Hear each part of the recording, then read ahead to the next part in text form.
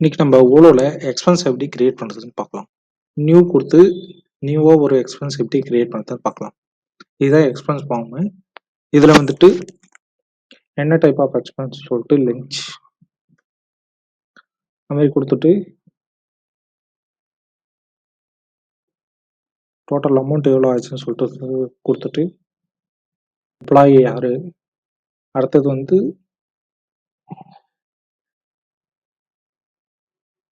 Company தான் நம்ம கொடுக்க போகுது, அதனால கம்பெனி கொடுத்துட்றோம். ரெசிப்டை வந்து அட்டாச் பண்ணுவோம்.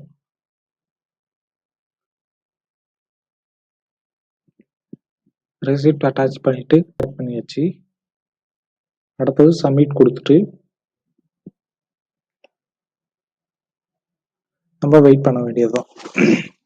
அவங்க பார்த்துட்டு அப்ரூவல் கொடுத்துட்டு உங்களுக்கு அமௌண்ட்டை வந்து பே பண்ணுவாங்க.